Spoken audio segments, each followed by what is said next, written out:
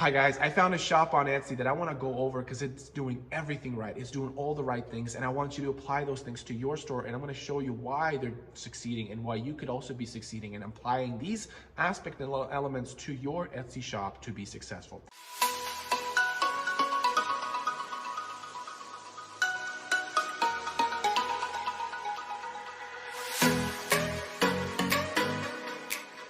Hi guys, my name is Vlad and this is Talk Shop. This is where I talk about everything Etsy. I help you get out of your room and into a shop, leave your plastic printers and buy heavy duty commercial grade equipment because you're gonna increase in sales, because if you follow everything I say in these videos, you are gonna increase in your sales and you're gonna become the top 1% as I am. And I am in fact the #1 pet product store on Etsy in terms of volumes. You can check with that on erank.com. So I know what I'm talking about when it comes to increasing sales and really getting your stores to that high volume of sales and start hiring employees, have a big shop, commercial grade equipment, all of that stuff. I know what I'm talking about to get there. But I do want to talk about a store that you guys are gonna love, and it's only been existing for a year and a half and has already made close to 20,000 sales. Anyway, so let's jump on my computer and I'll show you what I'm talking about. All right, so here we are, Real and Vibrant. I think this person is nailing it with the niche product that they're going into, and that is Real and Vibrant. Okay, so the first point why I like this store is just the brand presence. The brand presence is showing very cool background, very cool photos, very pleasant. Like, I want my kitchen to look like this. And if I get these labels, it's gonna look closer to what this is, right? I mean, this is great. This store is crushing it in terms of branding, okay? So that's the first one. The second thing is what I call this aisle experience, right? When you go to Target, for example, you go to Target and you're gonna buy gifts, right? I say this example all the time, just it makes makes sense. When you're gonna go to the gift section, because you need to wrap the toy that you just got, they have tape, they have wrapping paper, they have boxes, they have, you know, bags that you can put it in. They got baby shark bags to bridal shower bags, whatever, all this stuff. So when you go to that aisle, you have all that you need, and you're gonna buy more than just one product, right? You're gonna buy several things because you go to the aisle with one intention and it fulfills your intention, because it's like, hey, by the way, you should add this. And oh, that's right, I should get a really nice wooden label or that I can write on. That's right, I forgot my gift labels and stuff like that. So you're providing that opportunity for them to buy more things. So when you come to the store, the experience, let's say I just wanted a cookie jar, right? A cookie jar label.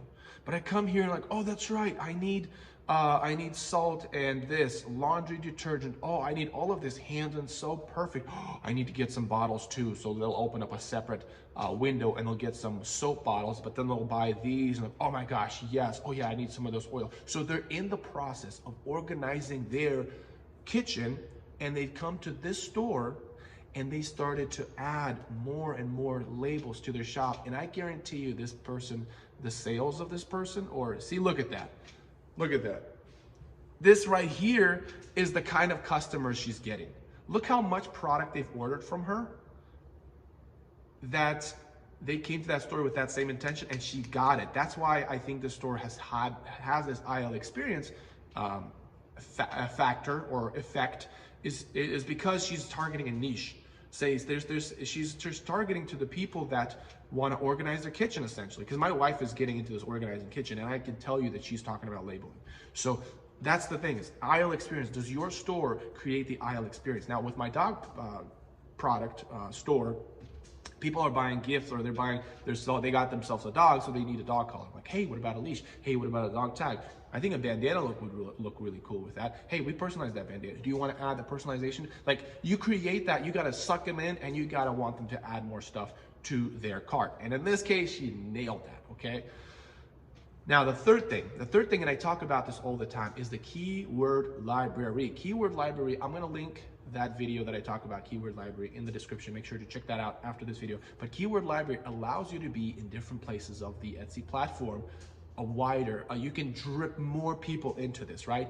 A mom that's looking for cookie jars will find your label. A mom or a person that's looking to label their salt and pepper, because they always get them confused, they're gonna come to that, right, to the store. And they're gonna buy more stuff because they realize they need to actually organize. They've been slacking off. They need to organize their kitchen. That's it, I'm gonna organize the kitchen, right? You're gonna bring other kinds of people from across the internet, but you need to expand that keyword library in order to do that. So this person expanding their keyword library, brown sugar, onion powder, brown rice, salt, pepper, cookies, vanilla extract, pantry, oils, a vinegar label, bottle, jar, like all these keywords are starting to fill up in the store. There's so much keywords that she is targeting that's dripping a lot of customers. And she's had sanitizer bottle. Then why not? We're already in the label business.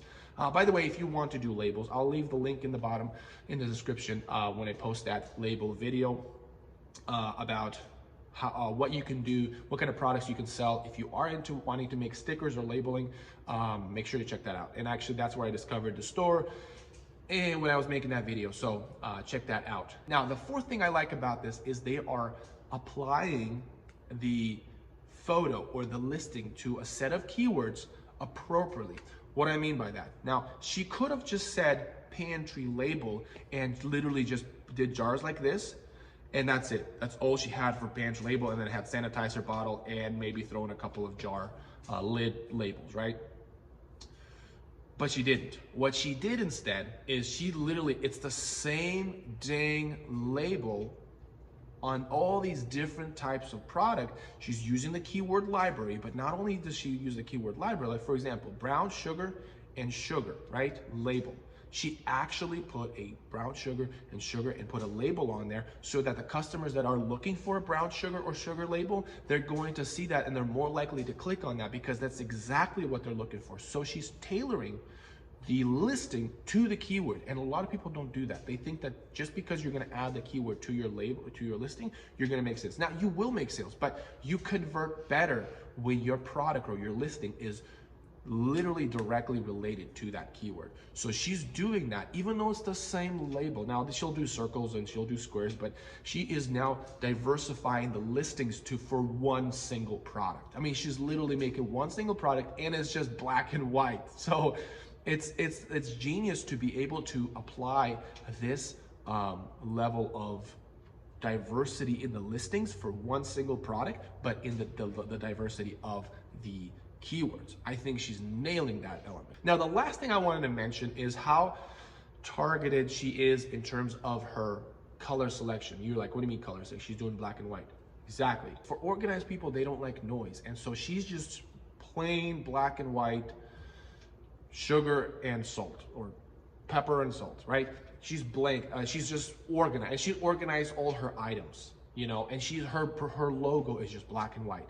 I think it's an very appropriate application, especially with different kitchen styles. Not always people who want little florals and things like that. She understands her market, she understands her people, and she is supplying them with what they need and what they want it to look like. I think this is a great approach. Now, what I would do differently, there's very few of them, but there's some things that I would do differently.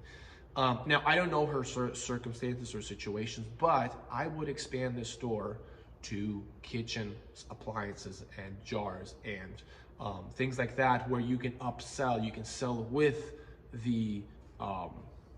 so for example, let's just say these labels, she's doing however many labels, and she's not upselling these little jars. I would upsell these jars. I think when you are selling, like for example, a candle, a labeled candle, right? If you're selling the actual candle, you're upselling the candle, right? It's a great way to make extra money. So if I was her, I would just find ways to actually find these products and sell them. I think it's a great way to make extra money. And two, I would honestly avoid this if you are going into the space of organizing. I think she just knows that, hey, people are buying hand sanitizer bottles and I want to make extra money. But I think it's not aligning with her brand. I feel like this is being a little bit like, hey, let me make some more money.